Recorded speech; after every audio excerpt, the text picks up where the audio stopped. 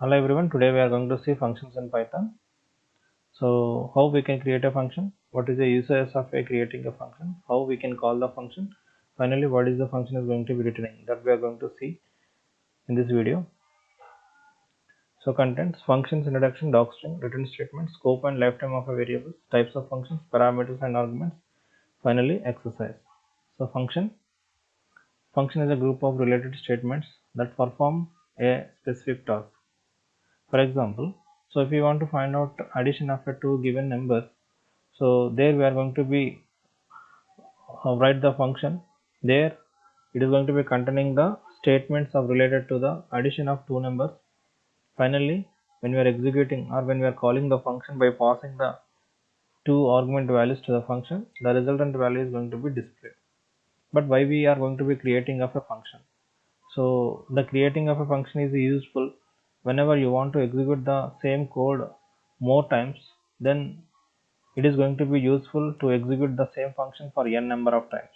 So though it is not required to write the logic again and again, and there we are going to be reducing the code by repeating the same code again and again. So there itself we are going to be call the function whenever you require the same function to be callable. So here the function is going to be break into the a large program into the smaller programs. So when you are making the large program into the smaller programs, there it is possible of debugging very easily, and it is going to be look like a more organized and manageable whenever we are writing by using a functions, and it is going to be avoid the repetition of a code. So that is about the function and the syntax of a function. So first, the function is going to be start by using the def keyword, and the def keyword is a starting point of the function header. Always the def is going to be followed by the function name, and the function name should be uniquely identified for the function, and it may or may not be contain the parameters, so through which we can pass the values to the function. And finally it is going to be end with a colon. A colon is the mark of the end of the function header. Immediately it is followed by the docstring. So here what is the docstring? The docstring is going to be describing about the function and what the function is going to be do. And finally it is containing the statements. A statements is nothing but a related statements, what task you are going to be performing by using this function. So that is going to be developed by using these statements. The function may contain at least one statement or more statements. Finally it is going to be end with a return statement, and the return statement is used to return the value from a function. So here we are going to see a simple example. Before going to see the simple example, here we have some pictorial representation of a function. So def keyword followed by the function name and ending with a colon. So this is a function header, and the function is containing the more statements, and this area we can call it as a function definition. The function definition is going to be contain function header and the function statements. So whenever you want to call the function, and the function is going to be followed by arguments or may not be contain the arguments depending on the function definition. So when the function is going to be callable, the interpreter is going to be check whether the function is defined or not. If the function is defined, that function is going to be executing statement by statement. And so let you observe by using this example. So here I'm going to be find the absolute value of a given number entered by the user. So first I'm going to defining the function definition by using a def keyword, function header by using a def keyword followed by the function name. The function name is absolute value, and I am going to pass one parameter num, and the function is going to be ending with a colon. So here I have defined the docstring is also, the docstring is going to be tell that this function returns the absolute value of the entered number. So these are the statements is going to be describing about or finding about the absolute value of a given number entered by the user. So this entire part we can call it as a function definition. Till this we can call it as a function definition. So once you are going to be creating of a function definition, and it is possible to call the function by providing required arguments. So here I am calling the function by passing a argument value to the function, and whenever you are calling the function, the interpreter can check whether the function is defined or not. So the function itself is defined, so it start executing from the statement by statement from here by passing the argument value to the name. So there it is going to check whether it is a positive number or a negative number. Depending on that, the function is going to be written. So where it is going to be written, it is going to be written where the function is called. So to this area, the resultant value of a function is going to be returned. So the final value we are going to be print by using a print statement. So in this way, the function is going to be created and the function is going to be callable by passing the required argument. Docstrings. We already know that what the docstring is going to be do. The docstring is going to be describing about the function, and it is going to be defined after the function header immediately. And see the example here.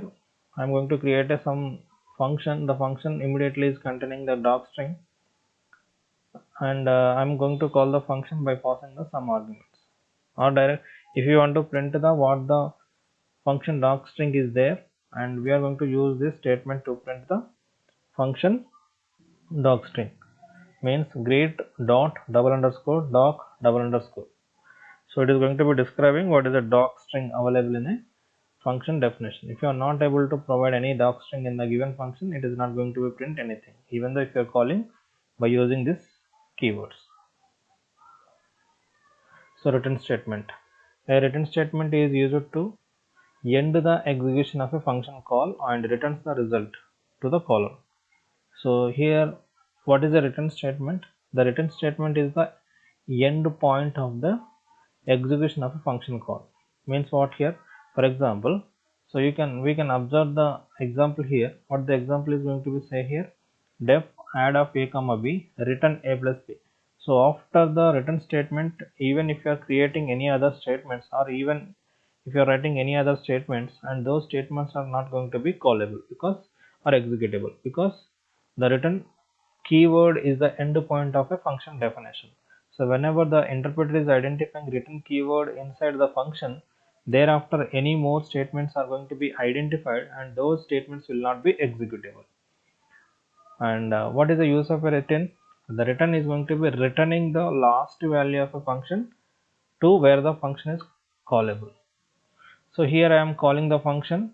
So when I am calling the function add of 2 comma 3, and the interpreter is going to be identified where the function is defined. Add is defined here, and the argument values is assigned to the a and b, a equivalent to 2 and b equivalent 3. So it is going to be returned the value of resultant value, that is 5, to this area where the function is called. Means what is the resultant value of res here? Res is equivalent to 5. Finally I am going to print of result of addition.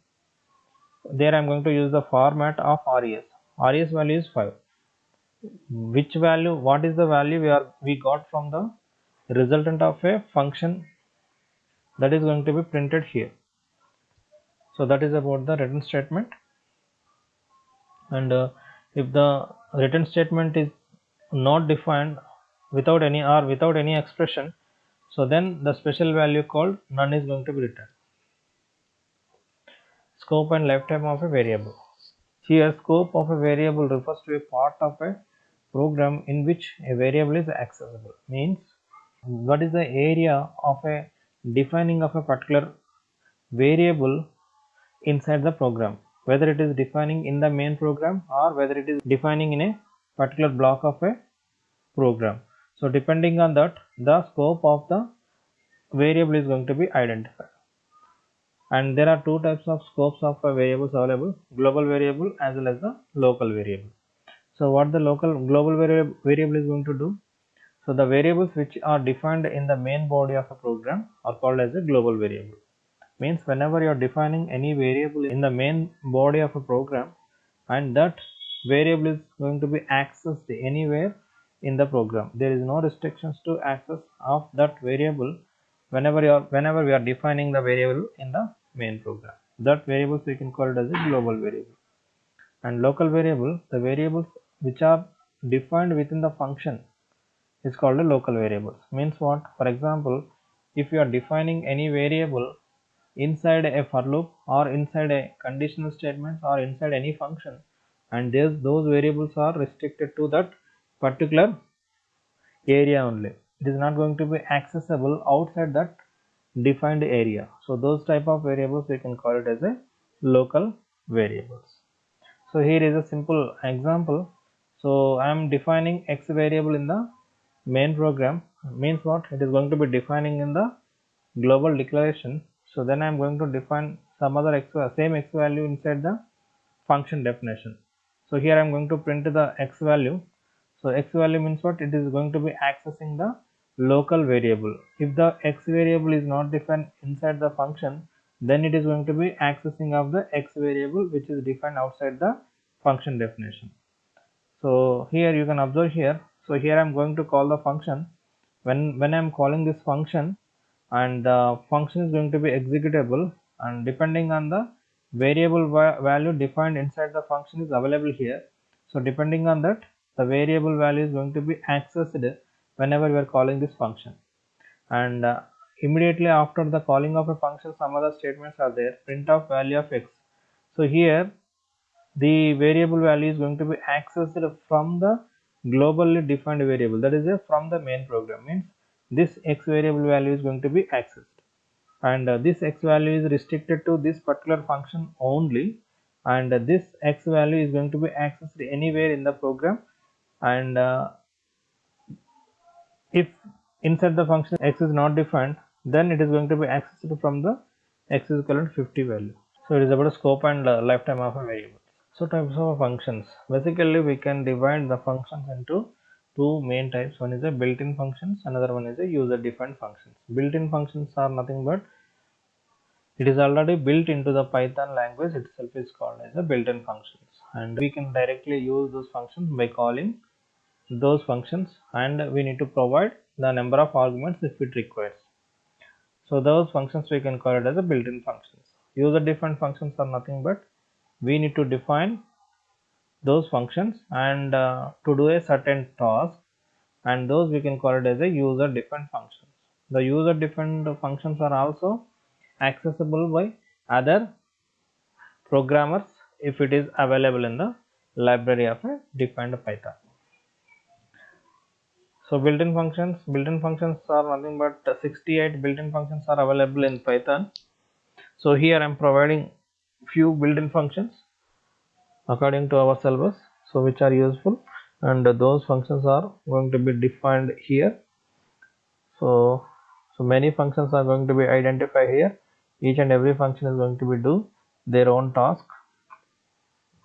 Here ABS function is defined to print the absolute value of a given integer value, and ASCII value is going to be escape and printing along with the escape sequence values, and bin function is going to be print the binary format of a given integer value, and the CHR it returns the character in Python. Means if you are providing the ASCII value, then it is going to be print in a format of a character. And complex, it is a combination of the numbers and characters. So we need to provide two arguments. Depending on the two arguments, it is going to be print in a format of x plus yj.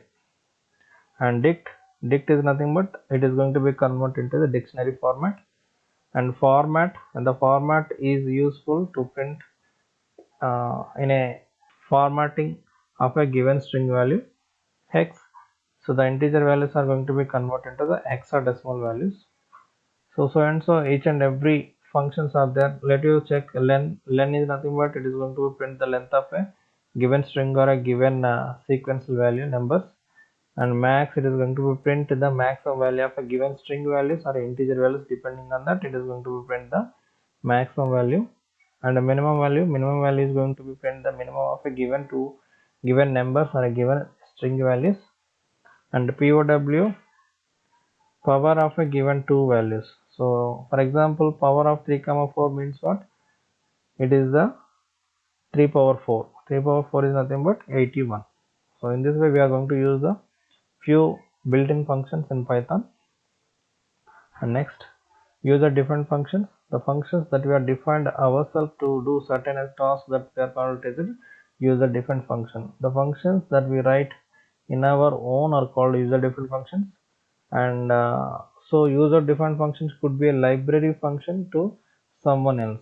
So depending on that, how it is going to be accessible by others also as a built-in function. So what is the advantage of a user-defined function? User-defined functions help to decompose large program into small segments, which makes us to easy to understand and maintain and debug.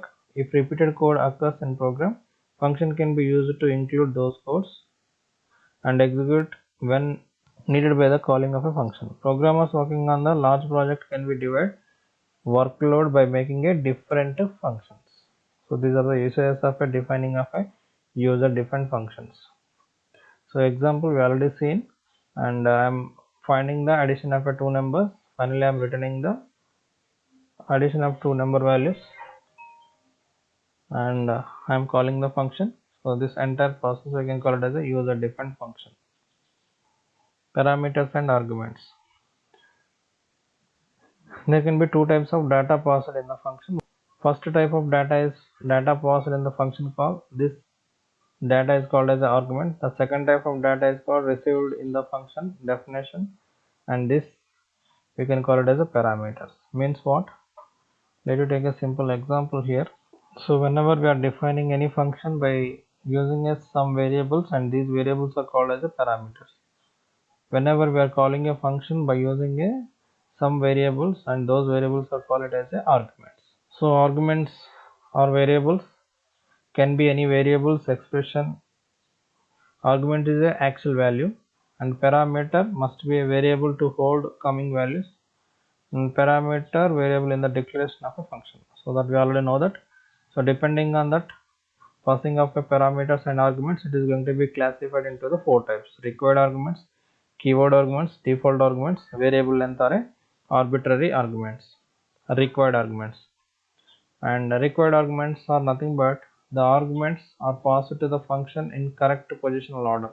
So we can observe in the simple example here, def of display function is not having any parameters, and it is having a one statement. The statement is going to be print the hello string value. But whenever we are calling a function, the calling function is containing the one argument, but according to the function definition it is not having any parameters. So there we are going to get as a type error. Type error means what? The function definition is not having any arguments, and the function is going to be callable by using a one parameter. So that is the error we are going to get. And if you observe the second example, def of display of x, one parameter is there. Finally we are going to print the x value in the function statements. So when we are calling a function, the function calling is not having any arguments. Whenever we are defining a function with one parameter, the function should be callable by using a one parameter. So there is a mismatch of the calling of a function without providing any argument, so that we can call it as a type error. So if you observe the third example, in the third example, display of x and print of x, there we are going to be passing a one argument, and according to the function definition it is having a one parameter. According to the function calling, it is having only one argument. So there it is going to be matching the number of parameters to the arguments. So then the function is going to be callable from the function definition. So right, we are going to get as a hello. The same thing we are going to be defined here. The number of arguments in the function call should exactly match with the number of parameters specified in the function definition. That is about the required arguments. And keyword arguments. So Python allows the function to be called using the keyword arguments. Keyword means what here? When we call a function in this way, the number of arguments can be changed. Means what here? For example, if you observe in the example, def of display name comma x comma y, three parameters we are going to use here. So and so statements are going to be defined inside the function. So when we are calling the function by using the variable names, what I used in the function definition should be usable in the function calling, and in that way we can change the order of calling of a function by providing the same keyword values with the different values. Means, so here I'm starting with y name as well as the x, but it is not the order of the function definition parameter variable names. So but it is compulsory to define what the parameters we are going to use as a keywords should be matched with the when we are calling the same function as a argument variable names. So there it is not compulsory to keep the order of the arguments when we are calling a function. So same thing is going to be defined here using a keyword argument. The argument passed in the function call is matched with function definition on the basis of the name of the parameter. Third one, default arguments. So default argument is the argument assumes default value which is defined inside the function. If a value is not provided in the function or a call that argument. Means what here? So here I have an example in the function definition. So I have two parameters. One is a name and other one is a course, and this course is defined with a default value, that is btech. And whenever we are calling a function, the function need to be passed at least one argument. Means because we already passed as a default argument for one argument, and one argument we need to pass at least one argument. Here I am passing the two arguments. So according to the function definition, when we are calling the function by providing the two arguments, the first argument is going to be assigned to the first parameter of the function definition, and this value is going to be overwritten with the default value which is defined inside the function definition. Means what here? What is the output for the first function calling? The name of the person is Rajesh and the course is MBA. And second function calling type, course equivalent MSc. If you observe here, we are going to be using different types of function definition here, and first type is keyword arguments, course and name. So I'm not following the order of the keywords when we are calling the function. And second one is default arguments. For the course I am assigned with some other value. For name I am giving some other name. The MS is going to be overwriting with the default value which I used in the function definition.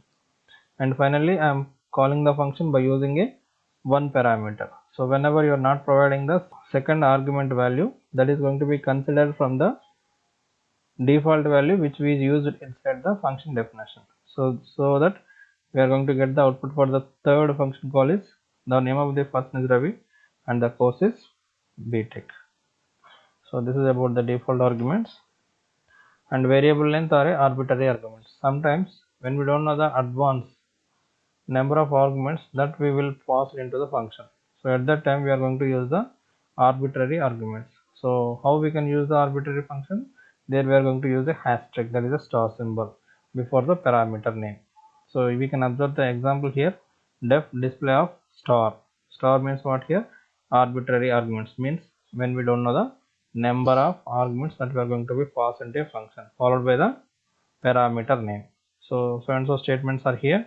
Here I can pass at least one argument or more arguments. So here I am going to give the n number of arguments.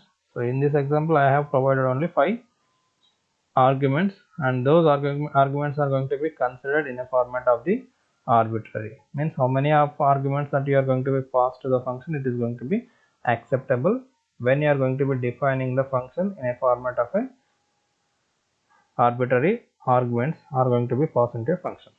So this is about the fourth type. So here are some example exercise problems are there, and we already discussed in the class. So let you practice in your laptop. Thank you.